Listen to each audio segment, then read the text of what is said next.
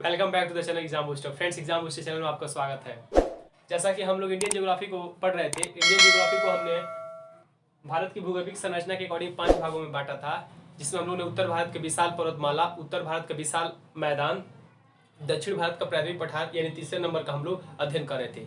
तीसरे नंबर में हमने 50% प्रीवियस लेक्चर में डिस्कस किया था। आज उसका कुछ पार्ट बचा हुआ पार्ट है, आज हम डिस्कस करने जा रहे हैं आपसे। दक्षिण भारत का प्रायद्वीप पठार का ये चैप्टर या लेक्चर नंबर सेकंड है, जिसमें हम आपको बचे हुए टोटली पार्ट को यहाँ पे कवर करने जा रहे हैं। आइए फिर से वही अपना बेसिक कंसेप्ट स्टार्ट करते हैं। आखिर दक्षिण भारत का प्रायद्वीप पठार का निर्माण कैसे हुआ मैं बता चुका हूँ, गोंडवाना से अलग हुआ। फिर आज हम दक्षिण भारत के प्रायद्वीप पठार का जो 50% सिलेबस बना था उसमें हम लोग अध्ययन करेंगे। उसमें लिखा है पश्चिमी घाट और पूर्वी घाट। दक्षिण भारत के प्रायद्वीप पठार में दो ये मेन पार्ट है। पश्चिमी घाट जो पश्चिम साइड में यहाँ से लेके गुजरात से लेके कन्याकुमारी तक फैला हुआ है, और यहाँ आपका उड़ीसा से लेके साउथ में ये भी तमिलनाडु तक फैला हुआ है। इसका एक्सपांशन है। यही मेन रूप से दक्षिण भारत के प्रायद्वीप पठार में पश्चिमी घाट और पूर्वी घाट के दो श्रृंखलाओं, पर्वत श्रृंखलाओं के बारे में पढ़ते हैं। तो आपके मन में पहला क्वेश्चन ये आया होगा, ये पर्वत श्रृंखलाएं आई कहाँ से? जी हाँ, जब अपना भारत गोंडवाना लैंड से टूट के, अफ्रीका के पार्ट से टूट के जब अलग हो रहा था, तो वही अलग होने के पार्ट है। ये अलग होने का एक क्या भ्रंश का कगार है, ये जिसे बोलते हैं हम भ्रंश कगार है। भ्रंश मतलब जैसे मान लीजिए हम किसी पार्ट को काटते हैं, तो काटने जिस साइड को पार्ट कटता है उस साइड वाले पार्ट को ही हम भ्रंश वाला कगार मानते हैं। यानी अफ्रीका के प्लेट से या अफ्रीकन कॉन्टिनेंट के प्लेट से भारत का प्लेट टूट के अपने ईस्ट साइड और जब आया, वो प्लेट टूट गति करके ईस्ट साइड और आया, तो ये वाला जो पश्चिमी पार्ट है वही अफ्रीका के से टूटे हुए गोंडवाना लैंड का ही भाग है, और कुछ नहीं है। ये कोई पर्वतमाला तो है, लेकिन एक टूटा हुआ एक भ्रंश कगार है, साइड का एक कगार है टूटा हुआ, जो आप इमेज में देख सकते हैं। एक फॉल्ट, एक भ्रंश है। यही था अपना बेसिक कंसेप्ट। सॉरी। और ये जो पूर्वी घाट है, पूर्वी घाट भी लगभग पहले से ही मतलब इसका उत्थान हो चुका था, तो इसके बारे में हम अध्ययन करने जा रहे हैं। अब आइए बात करते हैं। इसमें आज के जो लेटर है काफी छोटे छोटे हैं, लेकिन फिर भी दिक्कत नहीं होगा आपको। जूम करके आप इसका स्क्रीनशॉट लेके आप नोट्स वगैरह बना रहे हैं तो बना सकते हैं। आइए बात करते हैं पश्चिमी घाट के बारे में। मैं आपको कहूंगा, जब आपको मौका मिले, जब आप कमाने लगिएगा, जब पैसा आपके पास आएगा, जब आपको मौका मिले, तो मैं जरूर चाहूंगा कि आप लोग साउथ इंडिया में जो वेस्टर्न घाट का जो पार्ट है वहां पे एक बार जरूर टूरिज्म करें। यहाँ पे इतने पर्यटन स्थल है, इतने टूरिज्म प्लेस है। आप वहां पे जब विजिट कीजिएगा तो आपको लगेगा हाँ, लग रहा है साउथ इंडिया का ये स्वर्ग है। इतना अच्छा लगता है। आप इमेज में भी मैं आपको दिखाऊंगा, यहाँ पे आपको लगेगा कितना मतलब अद्भुत और कितना अमेजिंग वहाँ का नजारा है। काफी अच्छा लगेगा आपको। काफी हरा भरा क्षेत्र होता है। मतलब मेरे पास जब बैलेंस होंगे, मेरे पास जब उतने कैपेसिटी हो जाएगा, तो मैं अवश्य पहला जो टूर करूंगा साउथ इंडिया का जो वेस्टर्न घाट है, पश्चिमी घाट ही घूमना चाहूंगा, क्योंकि वहां पे जो नेचर का जो ओरिजिनल रूप है आपको देखने को मिलेगा। आइए इसी बातों से अपने लेक्चर को स्टार्ट करते हैं। पश्चिमी घाट ताप्ती के मुहाने से कन्याकुमारी तक लगभग 1600 किलोमीटर की लंबाई में विस्तृत है। जब मैं पढ़ाऊंगा नदियों को, तो मैं नदियों में पढ़ाऊंगा। यहाँ से एक नर्मदा नदी निकलती है, फिर एक यहाँ से एक ताप्ती नदी निकलती है। ताप्ती नदी के मुहाने से यहाँ से लेके यहाँ तक तमिलनाडु में कन्याकुमारी है, यहाँ तक पश्चिमी घाट का विस्तार है, जो कि कुल लंबाई 1600 किलोमीटर है। आप इमेज में भी देख सकते होंगे, यहाँ से लेके यहाँ तक। ठीक है। फिर नेक्स्ट, औसत ऊंचाई इसकी 1200 मीटर, लगभग 1 किलोमीटर 200 मीटर है। इसकी औसत ऊंचाई मतलब अप्रोक्स लगभग औसत में इसकी जो ऊंचाई पे जो पीक पाए जाते हैं लगभग 1200 मीटर के एवरेज में रहते हैं। जो हाईएस्ट पीक होता है उसके बारे में तो हम अध्ययन करने जा ही रहे हैं। ये प्रायद्वीपीय पठार का भ्रंश कगार है। अफ्रीका से अलग होते समय इसका निर्माण हुआ था। ये प्रायद्वीपीय भारत का एक भ्रंश कगार है, एक फॉल्ट वाला स्कार्प है जो अलग हुआ था। किससे? गोंडवाना लैंड का ही पार्ट है, जो अफ्रीका प्लेट से या अफ्रीका कॉन्टिनेंट से अलग हुआ। तो अलग होने के क्रम में जो पार्ट टूटा, वही पार्ट का एक ये अंश है, जो आप इमेज में भी देख सकते हैं। फिर कह रहा है स्टार्ट करते हैं नॉर्थ साइड से। उत्तर साइड से हम इसको स्टार्ट करते हैं और दक्षिण साइड तक चलेंगे। तो उत्तर साइड में गुजरात के सौराष्ट्र, यहाँ से स्टार्ट करते हैं। यहाँ से है तो यहाँ से भी थोड़ा बहुत जान जाते हैं। गुजरात का ये सौराष्ट्र प्रदेश है, गुजरात का सबसे दक्षिणतम पार्ट है सौराष्ट्र प्रदेश। यहाँ से स्टार्ट करते हैं। यहाँ पे गिर पहाड़ी है, जो कि गुजरात की सबसे सर्वोच्च शिखर है। यहाँ पे गिर की पहाड़ी है, और इसी गिर की पहाड़ी के नाम से ही यहाँ पे गिर नेशनल पार्क का निर्माण हुआ है। गिर नेशनल पार्क जो है सौराष्ट्र वाले पार्ट में, सौराष्ट्र वाले ही क्षेत्र में पड़ता है। यहाँ पे एशियन लायन काफी बड़े मात्रा में पाए जाते हैं, जो कि पूरी दुनिया में अपने ये एशियन लायन के हैबिटेट के लिए जाना जाता है। गिर नेशनल पार्क, जो कि गिर पहाड़ी के नाम से ही यहाँ का नेशनल पार्क का नाम रखा गया है। पश्चिमी घाट की से स्टार्ट करने से सबसे नॉर्थ पार्ट में यही से स्टार्ट होता है। और पश्चिमी घाट को एक और नाम से जाना जाता है, वो नाम है सहयाद्री। हमने ताप्ती के मुहाने से स्टार्ट किया, फिर यहाँ पे कन्याकुमारी तमिलनाडु तक आया, फिर उत्तर साइड से भी स्टार्ट करते हैं, जिसमें गुजरात के दक्षिण पार्ट का जो सौराष्ट्र पार्ट है, वहाँ पे एक क्या आपका गिर पर्वतमाला है, पर्वत एक चोटी है, उसी के नाम से गिर नेशनल पार्क है, जो एशियन लायन के हैबिटेट के लिए काफी जाना जाता है। अपनी इसका मेन विशेषता यही है। फिर कह रहा है नॉर्थ पार्ट इसका बेसाल्ट लावा से बना हुआ है, और साउथ वाला पार्ट जो नीलगिरी कहते हैं, बताएंगे, ग्रेनाइट और नीस चट्टानों से बना हुआ है। नॉर्थ पार्ट है जो मैं आपको बता रहा था जब मैं दक्कन का पठार, और फिर से मैं जब आपको इंडियन भूगर्भिक संरचना जब पढ़ा रहा था, उसमें चट्टानों की बात कर रहा था, तो मैं यहाँ पे बताया था दक्कन का पठार या दक्षिण भारत का प्रायद्वीप पठार में जो मालवा साइड का पठार है, यहाँ पे बहुत साल पहले, लाखों करोड़ों साल पहले, यहाँ पे एक ज्वालामुखी वल्केनो का उद्गार हुआ था, उद्भेदन हुआ था, उससे निकले लावा से, उससे निकले मैग्मा जो बाहर आने के बाद लावा कहलाता है, उससे बना था ये वाला रेंज। इसीलिए वहां पे एक बेसाल्ट लावा का निर्माण ये वाला रेंज करते हैं। ठीक है, उसके बाद आता है नीलगिरी। नीलगिरी ये साइड में आइएगा, सबसे दक्षिण पार्ट में है। नीलगिरी एक स्टेशन है, यहाँ पे ये पश्चिमी घाट और पूर्वी घाट की पीक पहाड़ियां आपस में आके मिलती है। तो नीलगिरी की जो रॉक्स है, चट्टाने हैं, वो ग्रेनाइट और नीस से बने हुए हैं। ग्रेनाइट और नीस वही आपके इग्नियस रॉक, आग्नेय शैल के ही पार्ट होते हैं, लेकिन काफी समय के बाद वो चेंज हो जाते हैं, जिसको ही ग्रेनाइट और नीस कहते हैं, उसी के ही पार्ट होते हैं इग्नियस रॉक के। हम वर्ल्ड ज्योग्राफी में हम इसका अध्ययन करेंगे। फिर कह रहा है पश्चिमी घाट में जो तीन मेन दर्रे हैं, जिनका नाम है थाल घाट, भोर घाट व पाल घाट दर्रा। दर्रे क्या होते हैं? दर्रे जैसे मान लीजिए एक पहाड़ी की श्रृंखला है, और इसको अगर हमको यहाँ से यहाँ तक जाना है, तो बीच में यदि कोई क्रास है, बीच में कोई रास्ता बन जाए, जिसे हम आसानी से ट्रेन हो या सड़क का मार्ग विकास कर सकते हो, उसी को ही बोलते हैं दर्रा। ये दर्रा नदियों द्वारा बनाई गई होती है। तो ये दक्षिण भारत के पश्चिमी घाट में तीन दर्रे हैं जो कि काफी फेमस हैं, थाल घाट, भोर घाट और पाल घाट। थाल घाट की ऊंचाई कुल 581 मीटर, भोर घाट की 229 मीटर, पाल घाट की 300 मीटर है। आइए एक एक दर्रा के बारे में अध्ययन करते हैं। थाल घाट दर्रा आपकी मुंबई में है, जो आप इमेज में देख सकते हैं, मुंबई में है। यहाँ पे रेलवे और नेशनल हाईवेज का डेवलपमेंट किया गया, विकास किया गया है, और इसका जो रास्ता है कहाँ से कहाँ जाता है, मुंबई से नागपुर, नागपुर से कोलकाता, यहाँ पर रेलवे और सड़क मार्ग का विकास किया गया है। अब आता है भोर घाट दर्रा। भोर घाट दर्रा को भी आप देख सकते हैं इमेज में, ये भी मुंबई में ही, महाराष्ट्र में ही पड़ता है, और ये मुंबई से पुणे, पुणे से बेंगलुरु, बेंगलुरु से चेन्नई रेलवे तथा सड़क मार्ग का, नेशनल हाईवे और रेलवे का विकास किया गया है। तीसरा जो दर्रा आता है वो पाल घाट दर्रा है। पाल घाट दर्रा का भी आप इमेज देख सकते हैं। ये नीलगिरी एवं अन्नामलाई श्रेणियों के बीच केरल में स्थित है। ये है केरल, नीलगिरी एवं अन्नामलाई पहाड़ी, यहीं पे इसका जंक्शन है, यहीं पे पाल घाट दर्रा है, जो कहाँ से कालीकट, त्रिचूर, कोयम्बटूर व इरोड रेल मार्ग व सड़क मार्ग का विकास किया गया है। ये है थाल घाट आपके महाराष्ट्र में, भोर घाट भी महाराष्ट्र में, पाल घाट आपके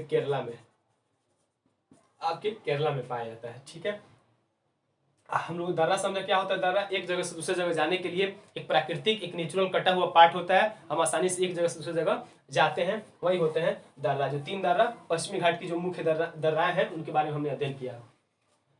अब आते हैं उत्तरी सह्याद्री की सबसे ऊंची चोटी कलसूबाई, महाबलेश्वर भी इसी का पार्ट है, जो कृष्णा नदी निकलती है। उत्तरी पार्ट वाले यहाँ से हम इसे डिवाइड करें, पश्चिमी घाट को, ये वाला उत्तरी पार्ट हो जाएगा, ये साउदर्न मोस्ट पार्ट हो जाएगा, दक्षिणी पार्ट हो जाएगा। तो इस उत्तरी पार्ट वाले में जो सबसे ऊंची चोटी है, उसे हम कलसूबाई के नाम से जाने जाते हैं, जो आप इमेज में उसके पीक को देख सकते हैं, कलसूबाई है। और कलसूबाई पे ही भी एक महाबलेश्वर की भी चोटी है, जो काफी इंपॉर्टेंट है, आप इमेज में देख सकते हैं।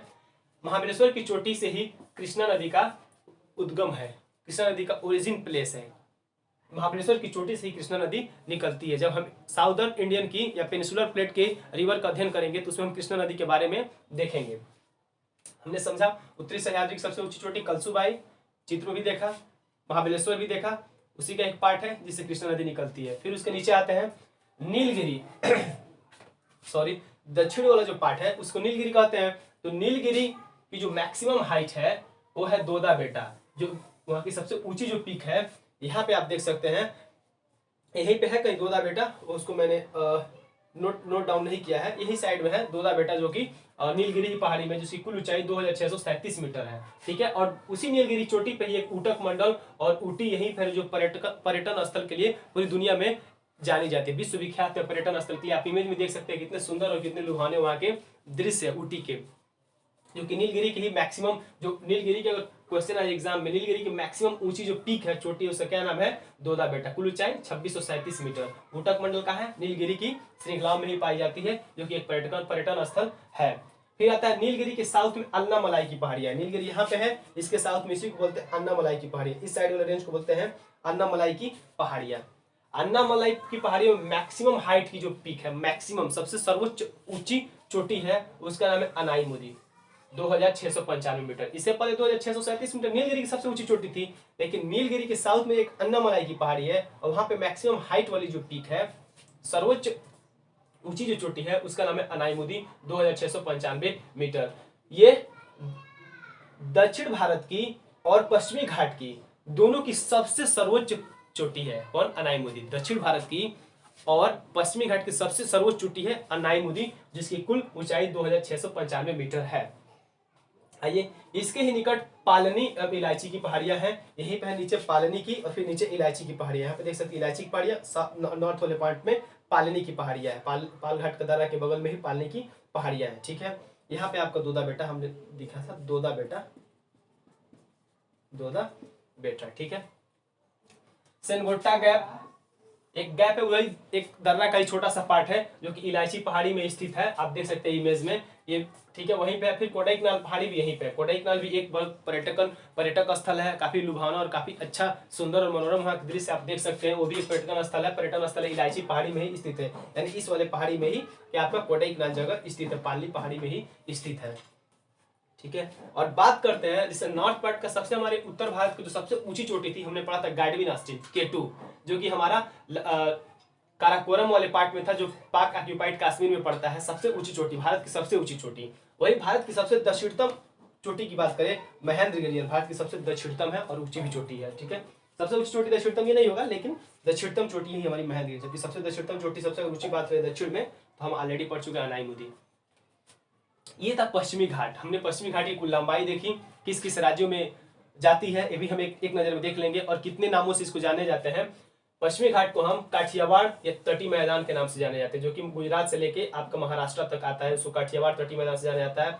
फिर यहाँ पे गोवा हुआ और गुजरात के कुछ पार्ट को ले ले और कर्नाटक के कुछ पार्ट को ले ले, तो उसको कोंकण तटी मैदान के नाम से जाना जाता है, और टोटली केरल वाले पार्ट को हम मालाबार तटी मैदान के नाम से जाने जाते हैं। ये क्षेत्रीय नामकरण इसका किया गया है। काठियावाड़ तटी मैदान, कोंकण तटी मैदान, मालाबार तटी मैदान, इमेज भी आप देख सकते होंगे। ठीक है, हमने कुल लेंथ देखा, दर्रों को देखा, सर्वोच्च चोटी को देखा, इस कन्याकुमारी नीलगिरी चोटी की सबसे ऊंची पीक को भी देखा, पालघाट दर्रा भी देखा, इलायची पहाड़ी भी देखा, पाली पहाड़ी भी देखा। ये थे पश्चिमी घाट के जो इंपॉर्टेंट जो फैक्ट है, ये एग्जामिनेशन में आ सकते हैं, वो हमने यहाँ पे कवर करा और आपको इमेज के द्वारा सारी चीजें समझा दिया। अब आते हैं पूर्वी घाट। देखिए, पूर्वी घाट जो है, जिस तरह पश्चिमी घाट एक सीरीज में दिखाई दे रहा था, एक लय में, एक श्रृंखला में दिखाई दे रहा था, पूर्वी घाट वैसे नहीं है। पूर्वी घाट कई जगह पे कटा छटा है। कटा छटा इसलिए है, जब पूर्वी घाट का जब उत्थान हो रहा था, उससे पहले यहाँ पे बहने वाली नदियां बह रही थी, महानदी, गोदावरी, कृष्णा, कावेरी, नदियां बह रही थी। अब पहाड़ एक दिन तो ऑटोमेटिक ये नहीं जो रात को मूड बनाया और सुबह पहाड़ निकल गया, ऐसा नहीं होता है। पहाड़ निकलने में टाइम लगता है, तो नदी ऑलरेडी जिस प्लेस पे, जिस स्थान पे बह रही है, वहां से पहाड़ निकलेगा, तो नदी उस रास्ते को बदलेगी थोड़ा ना, वहां पे आराम से अपनी बहती रहेगी, पहाड़ निकलते रहेगा, उस पहाड़ को काटती रहेगी, पहाड़ निकलते रहेगा, पहाड़ काटती रहेगी। तो नदियों द्वारा काट छाट दिया गया, इसलिए निरंतर और एक श्रृंखला के रूप में नहीं है, ये कटी छटी वाली पार्ट है। कौन? पूर्वी, आपका पूर्वी घाट, ईस्टर्न घाट। अब इसके बारे में थोड़ा सा अध्ययन करते हैं। ईस्टर्न घाट को इसके क्षेत्रीय नाम से 3 भागों में जानते हैं। उत्कल तट, जो कि उड़ीसा में पड़ता है, फिर उत्तरी सरकार तट, आंध्र प्रदेश वाले तट को, फिर कोरोमंडल तट, टोटली तमिलनाडु वाले तट को, ये आपके आंध्र प्रदेश वाले तट को, ये फिर उड़ीसा वाले तट को 3 नामों से, उत्कल तट, उत्तरी सरकार तट, कोरोमंडल तट इत्यादि, इसके नामों से जाने जाते हैं। इसमें कुछ फैक्ट है जो आपको जानना चाहिए। पूर्वी घाट श्रृंखलाबद्ध नहीं है, क्यों? नदियों द्वारा काट दी गई है, इसलिए कहीं कहीं कटी छटी है। इसकी सबसे हाईएस्ट पीक, पूर्वी घाट की सबसे हाईएस्ट पीक है, उसका नाम है अरमाकोंडा, उड़ीसा में है। यह है पूर्वी घाट की सबसे सर्वोच्च चोटी, आप इमेज भी पीछे देख सकते होंगे। यह है अरमाकोंडा, 1630 मीटर है। इसकी ऊंचाई जो कि उड़ीसा में है, ईस्टर्न घाट की सबसे ऊंची चोटी है। ठीक है, उत्कल तट हमने देखा उड़ीसा, उत्तरी सरकार तट आंध्र प्रदेश को ही, कोरोमंडल तट तमिलनाडु को कहा जाता है। अलग अलग पहाड़ियां अलग अलग नामों से वहां पे स्थानीय नामकरण दिया गया है, जिसमें अलग अलग पहाड़ियां, नल्लामल्ला की पहाड़ियां, हेरामल्ला की पहाड़ियां, वेलिकोंडा की पहाड़ियां, पालकोंडा की पहाड़ियां, कुड़प्पा की पहाड़ियां, सेवाराय की पहाड़ियां, जवादी की पहाड़ियां, तमिलनाडु की पहाड़ी के ही भाग है। तमिलनाडु में जो पहाड़ी पाई जाती है, कटे छटे जो छोटे छोटे उसको पार्ट हैं, वहीं पे उसको नालामल्ला, एरामल्ला, वेलिकोंडा, पालकोंडा, कुड़प्पा पहाड़ी, सेवराय पहाड़ी, जवादी पहाड़ी, ये सब तमिलनाडु पहाड़ी के ही अलग अलग नाम दिए गए, स्थानीय नाम दिए गए। जैसे हमने पढ़ा था पश्चिमी घाट की जो औसत ऊंचाई है 1200 मीटर, लगभग 1 किलोमीटर 200 मीटर, माने औसत ऊंचाई हमने पढ़ा था। उसी प्रकार पूर्वी घाट की औसत ऊंचाई 600 मीटर है, यद्यपि साउथ में जाके ये बढ़ जाता है। पूर्वी घाट पश्चिमी घाट दोनों दक्षिण पार्ट में आती हैं, कन्याकुमारी तमिलनाडु में आती है, नीलगिरी, यहाँ पे एक जंक्शन का निर्माण होता है, यहाँ पे पश्चिमी घाट पूर्वी घाट आके मिलती है, यहाँ पे इनकी ऊंचाई काफी बढ़ जाती है। वही कह रहा पूर्वी घाट साउथ में आके थोड़ी सी बढ़ जाती है। तो ये था आज का लेक्चर, जिसमें हमने दक्षिण भारत के प्रायद्वीप पठार में मोस्ट इंपॉर्टेंट फैक्ट हमने कवर करा दी, जिसमें हमने पढ़ा था आज पश्चिमी घाट की विस्तार कहाँ से कहाँ तक है, गुजरात से लेके फिर महाराष्ट्र, गोवा, कर्नाटका वाले रेंज में पड़ता है। फिर पश्चिमी पूर्वी घाट को हमने देखा उड़ीसा, आंध्र प्रदेश, कर्नाटका, तमिलनाडु, कर्नाटका तो उधर हो जाएगा, तमिलनाडु वाले पार्ट में इसका एक्सपांशन है, विस्तार है। हमने देखा पश्चिमी घाट की कुल लंबाई कितनी है, यहाँ की जो मेन पासेस है, दर्रे हैं, वो कहाँ कहाँ है, और कौन कौन से वे नेशनल, कौन कौन से वे रेलवे सड़क नेशनल हाईवे को जोड़ते हैं, कहाँ कहाँ से किस किस शहर को जोड़ते हैं। उसके साथ साथ हमने यहाँ की लोकल लैंग्वेज, लोकल नामकरण भी हमने देखा, उसके साथ साथ सबसे हाईएस्ट पीक भी देखा। फिर पूर्वी घाट का हमने कुल एवरेज ऊंचाई देखा, उसकी एक्सपेंशन किस किस राज्य में किस किस नाम से जाना जाता है, एक्सपेंशन के साथ साथ हमने देखा, और उसकी हाईएस्ट पीक भी देखा। ये था दक्षिण भारत का प्रायद्वीपीय पठार का ऑलमोस्ट आपको प्रत्येक चीज कवर करा दिया गया है। आई होप इससे ज्यादा एग्जाम में न पूछे। आपको ये सीरीज काफी अच्छा लग रहा है तो आप नोट्स बना सकते हैं, और चैनल को शेयर, लाइक और सब्सक्राइब कर सकते हैं। उम्मीद है आपको काफ़ी अच्छा लग रहा है। कमेंट बॉक्स में अपने कमेंट को, अपने सजेशन को लिखना न भूलें, और एक बार फिर